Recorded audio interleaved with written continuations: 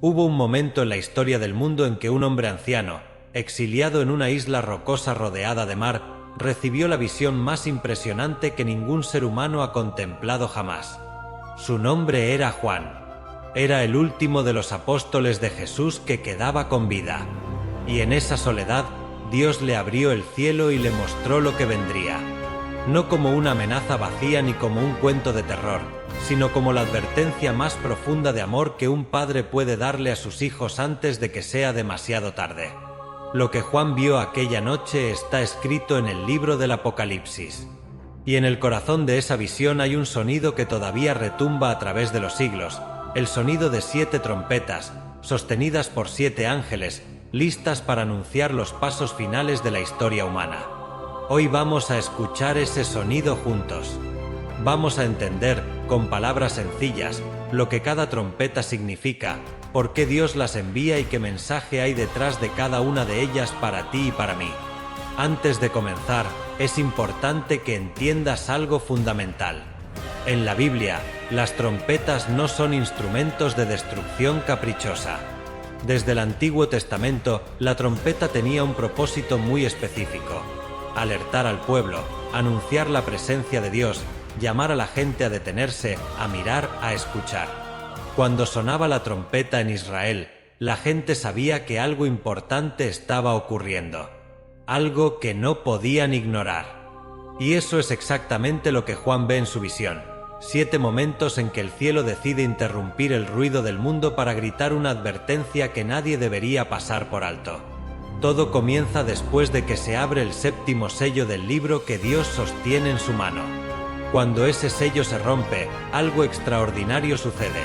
El cielo entero queda en silencio durante media hora. Piénsalo un momento. El cielo, ese lugar lleno de la adoración eterna de millones de seres celestiales, de los coros angélicos que nunca se detienen, de la música y el clamor de los redimidos, ese cielo se detiene. Silencio absoluto. Es como cuando los músicos de una gran orquesta levantan sus instrumentos al mismo tiempo y el director levanta la batuta. Todo el mundo contiene la respiración porque sabe que lo que viene a continuación es algo que cambiará todo. Y entonces el primer ángel se adelanta y suena su trompeta. Lo que Juan ve es devastador. Granizo y fuego mezclados con sangre caen sobre la tierra. Y una tercera parte de todos los árboles del planeta es consumida por las llamas. Toda la hierba verde desaparece. Imagínate eso por un momento. No estamos hablando de un incendio forestal en un lugar remoto. Estamos hablando de 1/3 de toda la vegetación de la Tierra, quemada. Los bosques que han existido por miles de años, los campos que alimentan a las naciones, los jardines y los árboles frutales, todo arde. Y con ello, la base misma de la vida en este planeta es sacudida. ¿Por qué la Tierra? ¿Por qué lo primero que Dios toca es la creación? Porque desde el principio de la Biblia, la relación entre el ser humano y la tierra fue un regalo y una responsabilidad. En el jardín del Edén, Dios le dijo al hombre que cuidara y cultivara la creación, que fuera su mayordomo, su protector. Pero la humanidad convirtió ese regalo en un ídolo. Reemplazó al Creador por las obras de sus manos. Talaron sin freno, contaminaron, explotaron. Y la tierra que debía ser jardín se convirtió en mercancía. El juicio, entonces, comienza exactamente donde comenzó la historia, en la tierra misma. Esto no era algo nuevo para los lectores de la Biblia. Dios ya había usado el fuego y el granizo antes. En Egipto, durante las plagas de Moisés, envió fuego y granizo sobre los campos del faraón para quebrar su orgullo. Sobre Sodoma y Gomorra hizo llover fuego y azufre para destruir ciudades enteras corrompidas por el pecado. Y en el libro de Ezequiel, Dios había prometido que en los últimos tiempos lloverían granizo, fuego y azufre sobre los enemigos de su pueblo. Lo que vemos en la primera trompeta no es invención nueva. Es el patrón de Dios: advertir antes de ejecutar y ejecutar con justicia cuando la advertencia ha sido ignorada. Pero hay algo que da esperanza incluso en medio de este juicio. Dios no destruye todo. solo una tercera parte. Eso es intencional. Las trompetas no son el castigo final, son advertencias progresivas. Son la mano de Dios tocando el hombro del mundo y diciendo: todavía hay tiempo. Despierta. Pero el mundo no despierta. Y entonces el segundo ángel se adelanta y suena la trompeta. Esta vez, el juicio no cae sobre la tierra seca, cae sobre el mar.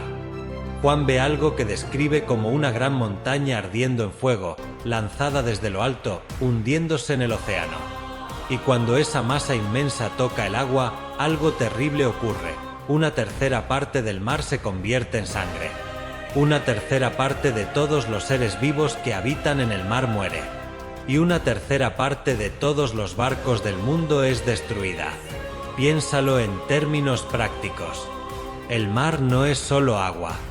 El mar es la ruta del comercio global. Es la fuente de alimento para miles de millones de personas. Es el sustento de comunidades costeras que han vivido de la pesca por generaciones.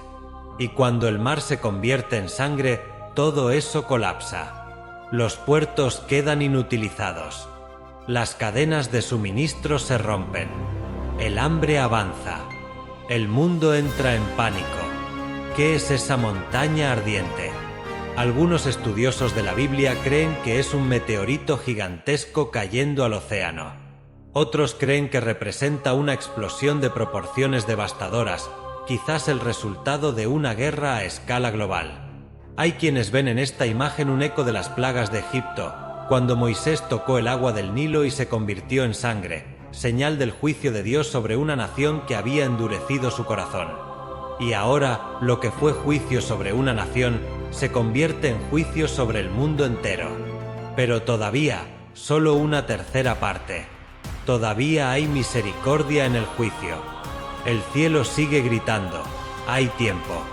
Vuélvete. El tercer ángel levanta su trompeta y el sonido resuena en los cielos. Esta vez, la advertencia es más íntima, más cercana, más personal que ninguna anterior. Porque lo que se envenena ahora no es el mar distante ni los bosques lejanos. Lo que se envenena es el agua dulce.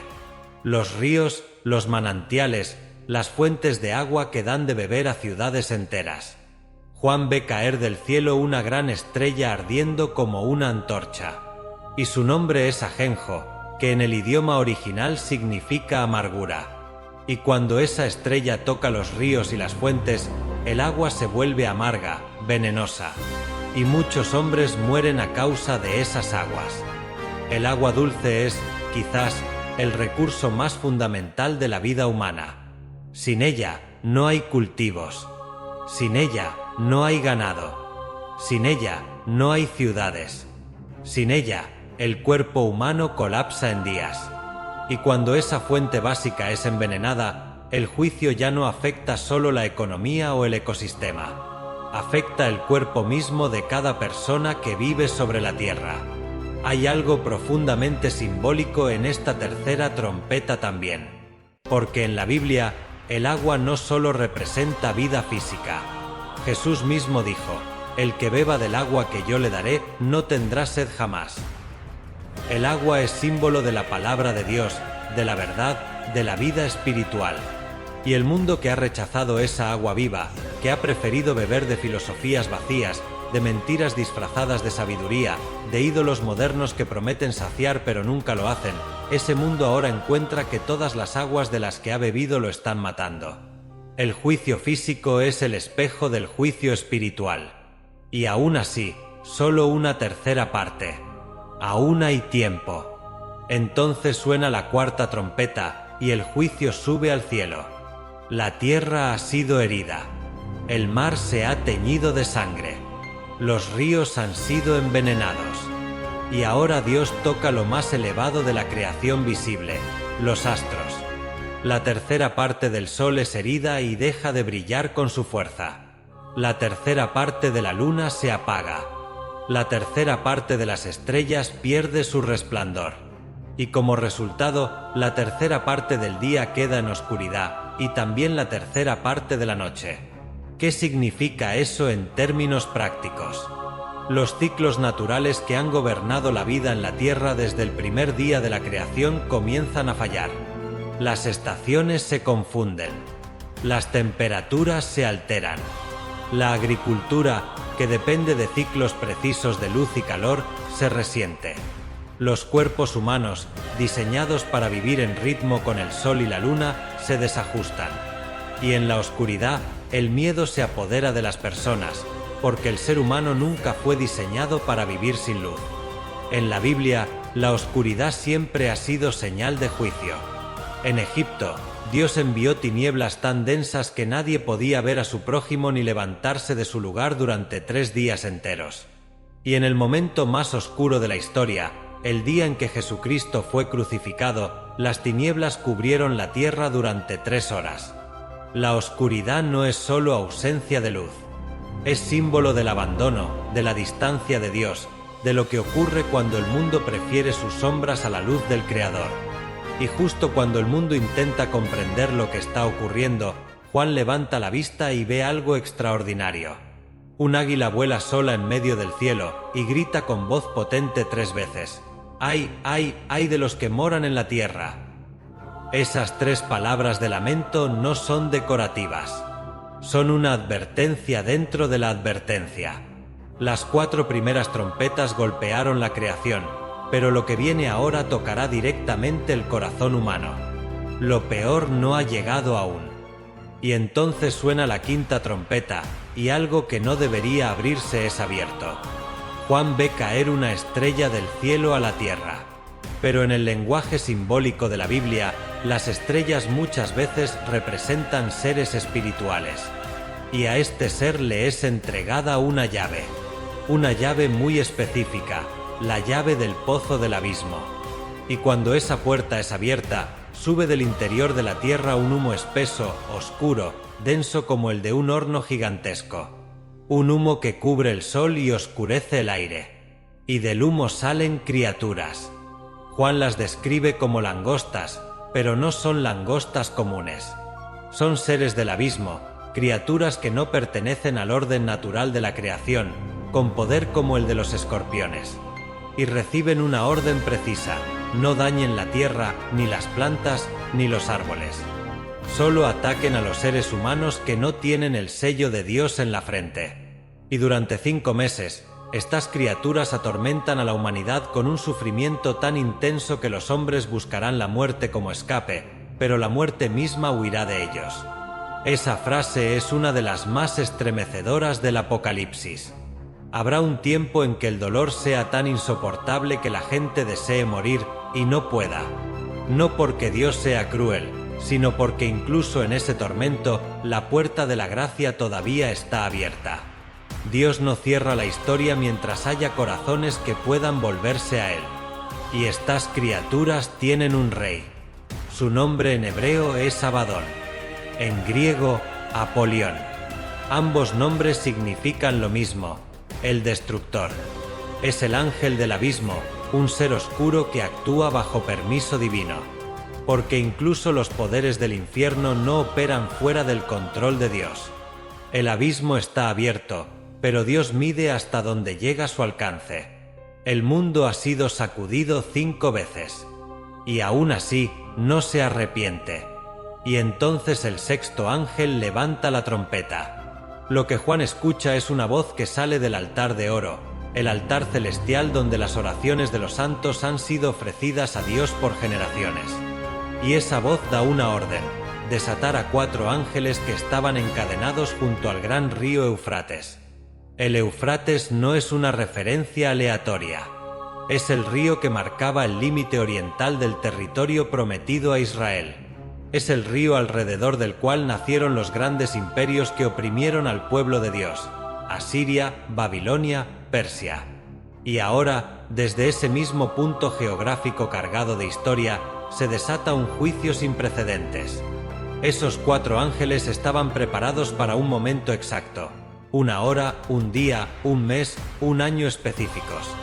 El juicio de Dios no improvisa, no reacciona. Todo está medido, cronometrado, permitido. Y cuando son soltados, comandan un ejército de 200 millones de jinetes. Un número que en la época de Juan era literalmente inimaginable, mayor que toda la población del mundo en ese entonces. Y con fuego, humo y azufre, ese ejército mata a una tercera parte de los seres humanos sobre la tierra. Miles de millones de personas. Es la primera vez en las trompetas que el juicio mata directamente. Las primeras 4 trompetas dañaron la creación. La quinta trompeta trajo tormento. Pero la sexta trae muerte masiva. Y el mundo, después de todo eso, todavía no se arrepiente. El texto lo dice con una claridad que hiela el alma. Los que sobrevivieron no se arrepintieron de sus ídolos, ni de sus hechicerías, ni de sus crímenes, ni de sus fornicaciones. Siguieron adorando lo que los destruía. Siguieron viviendo como si nada hubiera cambiado. Es el mensaje que los profetas del Antiguo Testamento repitieron durante siglos. Que el corazón humano, cuando se endurece, puede presenciar el juicio y seguir sin doblar la rodilla. No porque Dios no haya hecho suficiente para llamar la atención, sino porque la voluntad humana, cuando rechaza deliberadamente la luz, construye muros que ni el trueno puede derrumbar. Pero aquí ocurre algo hermoso, algo que interrumpe el ritmo del juicio con un gesto de gracia. Antes de sonar la séptima y última trompeta, Dios hace una pausa. Juan ve descender del cielo a un ángel majestuoso, envuelto en una nube, con el arco iris sobre su cabeza, su rostro brillando como el sol y sus pies como columnas de fuego.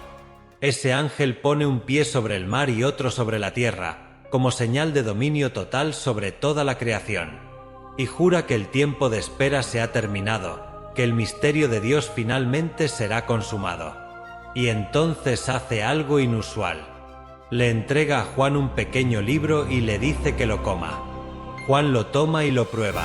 Es dulce como miel en la boca, pero amargo en el estómago. Es una imagen profundamente humana. La palabra de Dios es dulce cuando la recibimos porque nos da vida, dirección, esperanza.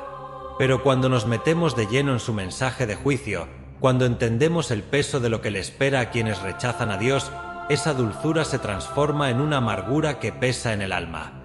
Juan, como Ezequiel y Jeremías antes que él, está siendo preparado para cargar con la responsabilidad de anunciar la verdad aunque duela. Y entonces se le encarga medir el templo de Dios. No el templo de los hombres ni el templo de la religión institucional, sino el espacio donde los que verdaderamente adoran a Dios se encuentran con Él. El mensaje es claro. En medio del juicio, Dios cuida de los suyos. Los mide, los conoce, los separa. No están olvidados. Y en medio de todo ese caos, aparecen 2 testigos. 2 profetas vestidos de tela de cilicio, señal de duelo y arrepentimiento, que profetizan durante 1260 días. Tienen poder sobrenatural. Pueden cerrar el cielo para que no llueva, convertir aguas en sangre, herir la tierra con plagas. Su voz es la voz de Dios en medio del juicio, una invitación final, urgente, poderosa, al arrepentimiento. El mundo los odia, y cuando terminan su misión, la bestia que sube del abismo los mata. Sus cuerpos quedan tendidos en la plaza de la gran ciudad. Y algo oscuro y revelador sucede, la gente celebra su muerte. Se envían regalos unos a otros como si fuera una fiesta. Porque cuando el mundo suprime la voz de la verdad, siente que ha ganado algo. Pero Dios tiene la última palabra. 3 días y medio después, el aliento de vida entra en los 2 testigos. Se ponen de pie, y delante de todos los ojos que los habían visto morir, suben al cielo en una nube. Y en ese instante, un gran terremoto sacude la ciudad. 7000 personas mueren. Y entonces, por primera vez en todo el relato del Apocalipsis, ocurre algo que no había ocurrido antes. El mundo que quedó con vida se llena de temor y da gloria a Dios. Es un destello de esperanza en la oscuridad, una rendija de luz, una señal de que incluso en los momentos más extremos del juicio hay corazones que pueden despertar. Y entonces, por fin, suena la 7ª trompeta. Pero lo que suena no es destrucción, no es terror, No es el redoble de un tambor de guerra. Lo que Juan escucha son grandes voces en el cielo que proclaman con una alegría incontenible: los reinos del mundo han venido a ser de nuestro Señor y de su Cristo, y Él reinará por los siglos de los siglos. Desde Génesis hasta ese momento, la historia de la humanidad ha sido la historia de la rebelión. El hombre que prefirió su voluntad a la de Dios. Los imperios que se alzaron creyéndose eternos. Las generaciones que adoraron todo menos al Creador. Pero ahora, en el sonido de la séptima trompeta, esa historia llega a su punto de quiebre. El mundo que fue corrompido, que fue robado, que fue usurpado por poderes oscuros, ahora es reclamado por su legítimo dueño. El cielo entero responde. Los 24 ancianos que representan al pueblo redimido de todas las épocas se postran sobre sus rostros y adoran. No con palabras improvisadas, sino con una proclamación que resume toda la historia de la salvación. Te damos gracias, Señor Dios Todopoderoso, el que eres y que eras y que has de venir, porque has tomado tu gran poder y has reinado. Y entonces el templo celestial se abre. Y Juan ve algo que ningún ser humano había contemplado desde que fue construido.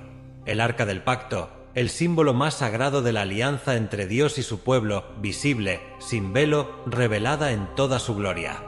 En el Antiguo Testamento, el arca estaba escondida detrás del velo del templo. Solo el sumo sacerdote podía acercarse a ella una vez al año, con tremor y cuidado extremo. Pero ahora el velo ha sido rasgado para siempre. El acceso a Dios ya no es privilegio de unos pocos. Es la realidad consumada del pueblo que le pertenece. Pero junto con la gloria viene también la justicia final. Porque el reino de Cristo no es solo recompensa para los que lo amaron. Es también juicio para los que lo rechazaron. La séptima trompeta es la proclamación de las dos caras del regreso de Cristo. El galardón eterno para sus siervos y la condena definitiva para los que destruyeron la tierra, que oprimieron a los inocentes, que se negaron a doblar la rodilla ante el único que es digno. Y ahí, en ese momento, en el sonido de esa última trompeta, se cumple lo que Cristo enseñó a sus discípulos a orar durante siglos: venga tu reino, hágase tu voluntad, así en la tierra como en el cielo. No es que el reino comenzará en algún momento futuro incierto. Es que finalmente ha llegado. El poder que durante generaciones estuvo en manos de reinos humanos corruptibles, que fue disputado por imperios que se creían dioses, ahora está en las manos del único que siempre debió tenerlo. 7 trompetas, 7 advertencias.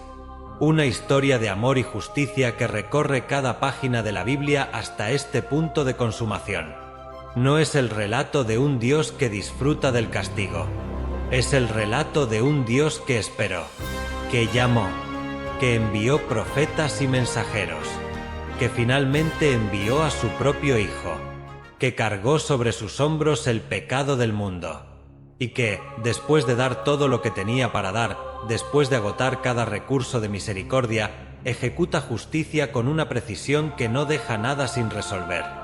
La pregunta que estas 7 trompetas nos dejan no es cuándo sonará la siguiente o cuánto tiempo queda. La pregunta es más sencilla y más urgente que eso. ¿Estás oyendo? ¿Hay algo en tu vida, en el mundo a tu alrededor, en los tiempos que vivimos, que te está diciendo que Dios está llamando tu atención? Las trompetas del Apocalipsis no suenan para aterrorizar a los que pertenecen a Dios. Suenan para despertar a los que todavía tienen tiempo de volverse a Él. Y mientras haya voz profética, hay esperanza. Mientras haya una trompeta que suene, hay una invitación que todavía está abierta.